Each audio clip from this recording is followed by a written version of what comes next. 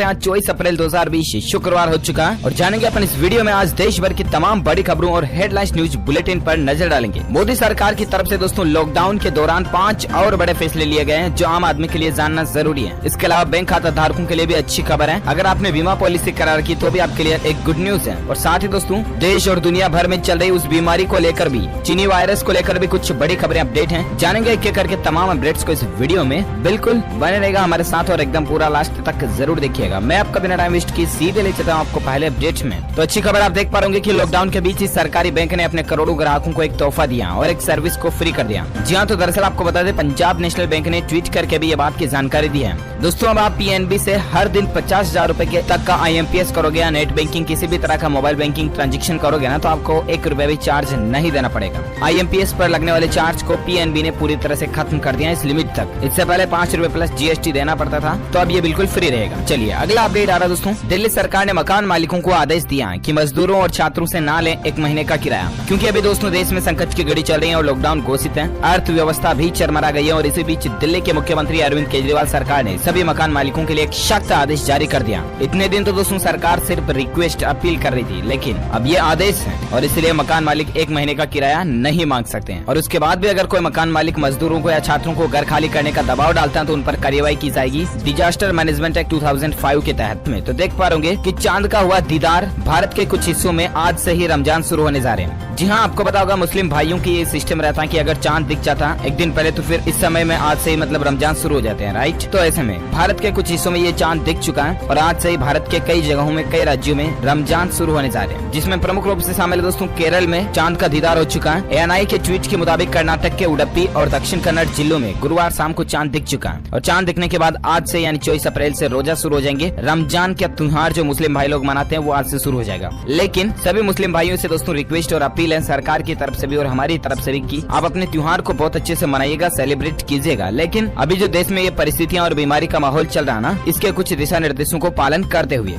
Social distancing जरूर बनाए रखें, एक साथ ज्यादा भीड़ में इकट्ठे ना हो। इसके अलावा जहां तक हो सके घरों में ही रहकर इबादत करें और लॉकडाउन का पूरी तरह से पालन करें। चलिए साथ ही फिलहाल अगला अपडेट आ रहा दोस्तों कि सरकार ने जुलाई 2021 तक सभी सरकारी कर्मचारियों और पेंशनर्स का महंगाई भत्ता नहीं बढ़ाने का फैसला किया। जी हाँ, तो लॉकडाउन के कारण देश में जो स्थितियां बनी इसी को लेकर सरकार ने फैसला लिया और जुलाई 2021 तक के लिए महंगाई भत्ता DA वगैरह में बढ़ोतरी नहीं होगी। कैबिनेट में महंगाई भत्ता में 4% बढ़ोतरी करने का फैसला किया था, लेकिन अब इसका फायदा सरकारी कर्मचारियों को नहीं मिलने वाला है। चलिए साथ ही अगला अपडेट है कि आम आदमी को एक बड़ी राहत मिली है। अब दोस्तों किस्तों में बीमा प्रीमियम का भुगतान हो सकेगा।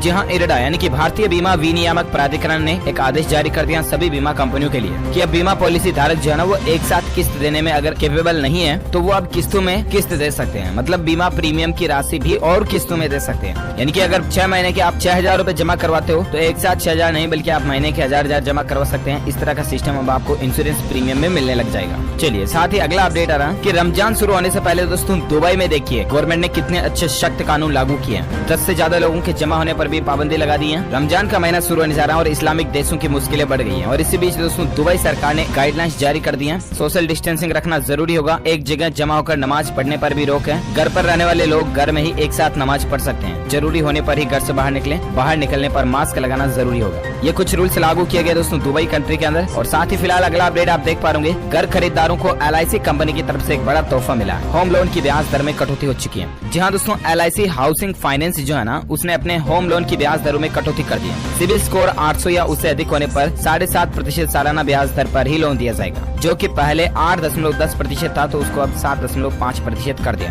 यानी कि LIC हाउसिंग फाइनेंस के जरिए अगर अब आप घर पर लोन वगैरह लेते हो तो आपको महीने की किस्त कम चुकानी पड़ेगी और रेटें भी कम रहेगी, ब्याज भी कम चुकाना पड़ेगा। साथ ही अगला अपडेट है कि दोस्तों क्या 3 मई तक टेलीकॉम डिपार्टमेंट ने सभी मोबाइल यूजर को इंटरनेट फ्री में दिया है। ऐसी अफवाहें और सोशल मीडिया पर आपने खबरें चर्चाएं देखी होगी, क्योंकि आजकल व्हाट्सएप वगैरह पर इस तरह का एक मैसेज वायरल हो रहा है। तो इसको लेकर दोस्तों सरकार ने फैक्ट चेक करके बात की जानकारी दी है कि भारतीय दूरसंचार विभाग ने सभी मोबाइल यूजर को 3 मई तक इंटरनेट देने का कोई भी ऐलान नहीं किया और इसलिए आप फ्री इंटरनेट के चक्कर में किसी लिंक वगैरह पर क्लिक ना करें, अदरवाइज आप और बैंकिंग फ्रॉड के शिकार हो सकते हैं। ये गवर्नमेंट की तरफ से क्लियरिफिकेशन भी जारी कर दिया है। चलिए साथ ही अगला अपडेट आ रहा है कि इस बीमारी के संकट के मौके में भारतीय स्टेट बैंक यानी कि SBI दे रहा है घर बैठे 4 स्टेप में इमरजेंसी लोन लेने की सुविधा। जी हाँ, अभी दोस्तों आजकल लॉकडाउन लगा हुआ और अगर आप बैंकों के चक्कर लगा करके लोन नहीं लेना चाहते चाहते हैं ना, फिर भी घर बैठे अगर आप लोन इश्यू करवाना चाहते हैं तो SBI आपको एक अच्छी सुविधा दे रहा है। जी हाँ, दरअसल दोस्तों आप भारतीय स्टेट बैंक यानी कि SBI के योनो ऐप के जरिए क्विक इमरजेंसी लोन के लिए अप्लाई कर सकते हैं। और सबसे अच्छी बात है कि 24/7 कभी भी आप अपने मोबाइल के जरिए इसके लिए फॉर्म भर सकते हैं, अप्लाई कर सकते हैं। इसकी कुछ स्टेप्स भी यहाँ दी हुई है, तो जानकारी आप चेक कर लीजिएगा। और साथ ही अगला अपडेट आ रहा है कि रामायण और महाभारत के बाद दूरदर्शन ने अपने दर्शकों को एक और गुड न्यूज दी है। जय श्री कृष्णा कार्यक्रम भी यहाँ पर शुरू होने जा रहा है, तो बहुत जल्द आप दूरदर्शन के ऊपर श्री कृष्णा भी देख पाओगे। ये धार्मिक सीरियल है। चलिए साथ ही अगला अपडेट आ रहा है दोस्तों की इस संकट के बीच अगले महीने WHO में लीडर की भूमिका भारत निभाने जा रहा है। अगले महीने दोस्तों भारत जो है ना वो विश्व स्वास्थ्य संगठन WHO में बतौर लीडर की अहम भूमिका निभाएगा। यह मौका होगा WHO के वार्षिक सम्मेलन का, तो ये भारत के लिए बड़े ही गौरव की बात होगी दोस्तों कि पूरी दुनिया के हेल्थ ऑर्गेनाइजेशन को भारत हेड रह करके फिर लीड करेगा। तो हम सभी भारतीयों के लिए बड़े ही गौरव की बात है। अगर आप एक सच्चे भारतीय नागरिक हैं, इंडियंस होने के नाते दिल से इसी बात पर एक लाइक तो बनता है। फटाफट से दोस्तों एक लाइक कर दीजिए, क्योंकि लाइक करने से नजर डालते हैं दोस्तों देश और दुनिया भर में अभी जो ये बीमारी चल रही है इसके आंकड़ों पर। तो बड़ी खबर आप देख पा रहे हमारे भारत देश में दोस्तों 686 लोग टोटल इस दुनिया को अलविदा कर चुके हैं भारत से। वहीं भारत में इससे संक्रमित लोगों का टोटल आंकड़ा दोस्तों 21,700 पहुंच चुका है। इसके अलावा पिछले 24 घंटों के दौरान 1409 ऐसे नए केस देखे गए हैं। अब तक 5 लाख से ज्यादा टेस्ट हो चुके हैं। दूसरे देशों से हालात बेहतर हैं, ये कहना है सरकार का। तो आप प्लीज लॉकडाउन का पालन दिल से और ईमानदारी से करते रहें, तो स्थितियां बहुत जल्द सामान्य और बेहतर हो जाएगी। और एक अपडेट देख सकते हैं दोस्तों की 61 नए मामलों के साथ उत्तर प्रदेश में टोटल इसकी संख्या 1510 हो चुकी है। 80 पत्रकारों की जांच भी रिपोर्ट नेगेटिव पाई गई है, अच्छी बात है। साथ ही अगला अपडेट देख सकते हैं कि झारखंड में बिगड़े हालात, 24 घंटों में 8 नए मामले देखे गए दोस्तों। अब तक टोटल झारखंड में 54 संख्या हो चुकी है। साथ ही एक और अपडेट देख सकते हैं कि मध्य प्रदेश इंदौर में जो हालात बहुत ज्यादा गंभीर चल रहे हैं, वहाँ टोटल अब तक 945 पॉजिटिव केस देखे गए हैं। और इसके अलावा 1687 टोटल मध्य प्रदेश राज्य में संक्रमितों की संख्या पहुंच चुकी है। और एक अपडेट देख सकते हैं कि मुंबई के धारावी में भी 25 नए केस देखे गए हैं। एक और शख्स ने मुंबई से अलविदा कह दिया। और एक अपडेट देख सकते हैं कि महाराष्ट्र में 24 घंटों में दोस्तों इसके 778 नए केस देखे गए और 14 लोग हमें छोड़कर जा चुके हैं। अकेले दोस्तों मुंबई के अंदर टोटल 522 केस हो चुके हैं और कुल आंकड़ा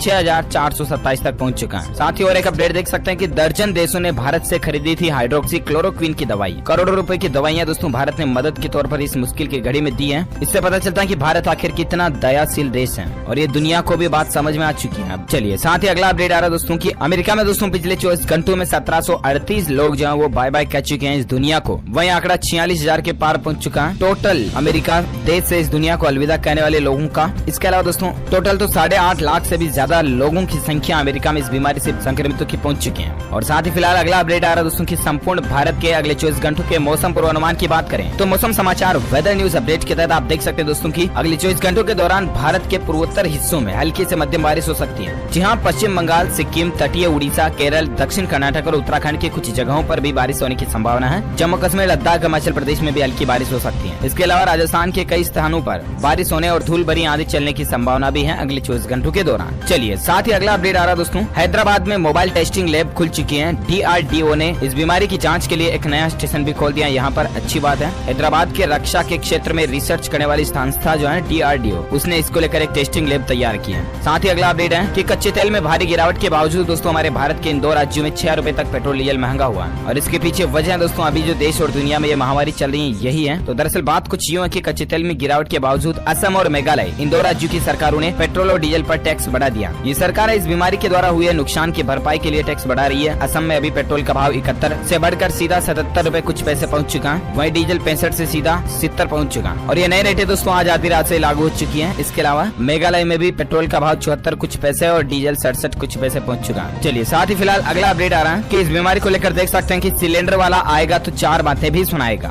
ध्यान से सुनना। जहाँ दोस्तों हमारे देश के पेट्रोलियम मंत्री जो है ना धर्मेंद्र प्रधान जी, उन्होंने इस तरह की एक मुहिम चलाई है कि अब आपके घर पर जो गैस सिलेंडर की डिलीवरी वाला बॉय आएगा ना वो आपको 4 बातें काम की बताकर जाएगा। वो बातें ये होगी कि आप इस बीमारी से बचाव के लिए मुंह पर मास्क लगाएं, आरोग्य सेतु एप्लीकेशन डाउनलोड करें, हाथों की सफाई पर खास ध्यान दें, हाथों को साबुन से धोएं अगर घर से बाहर से आते हैं तो। इसके अलावा सबसे जरूरी सोशल डिस्टेंसिंग का जरूर पालन करें। तो इन बातों को आप अपनी जिंदगी में भी उतारें, ऐसा नहीं कि बस सिर्फ इस कान से इस कान में, है ना। साथ ही अगला अपडेट आ रहा है कि इंडिगो कंपनी के कर्मचारियों के लिए खुशखबरी है। कंपनी ने सैलरी काटने का फैसला जो था वो वापस ले लिया। जहाँ दरअसल आपको पता होगा पीएम मोदी जी ने अपील भी की थी कि प्राइवेट कंपनियां जो है ना वो अपने कर्मचारियों की सैलरी ना काटें। अभी जो देश में लॉकडाउन की स्थिति चल रही है इस दौरान भी, तो शायद उसी का असर पड़ा और इंडिगो कंपनी ने अपने कर्मचारियों की सैलरी काटने का फैसला वापस ले लिया। अब कर्मचारियों की सैलरी नहीं कटेगी। इससे रिलेटेड 2 और अपडेट मैं आपको बताना चाहूंगा दोस्तों, जिसमें और एक अपडेट आप देख पा रहे होंगे कि केंद्र सरकार के लॉकडाउन में पूरा वेतन देने के आदेश को चुनौती दी गई है सुप्रीम कोर्ट में। जी हाँ, तो दरअसल दोस्तों हमारे देश के सर्वोच्च न्यायालय सुप्रीम कोर्ट जाना, उसमें किसी ने एक याचिका लगाई है और याचिका लगाई किसने, लुधियाना हैंड टूल्स एसोसिएशन ने ये याचिका लगाई और कहा कि डिजास्टर मैनेजमेंट कानून के तहत केंद्र सरकार द्वारा निजी प्रतिष्ठानों को पूरा वेतन देने का आदेश जारी करना गलत है, इससे अधिकारों का हनन होता है और इस आदेश को वापस लें। अब देखना यह होगा दोस्तों कि आखिर सुप्रीम कोर्ट इस पर क्या डिसीजन देता है। हम आपको बताएंगे कि अगर किसी कंपनी में इस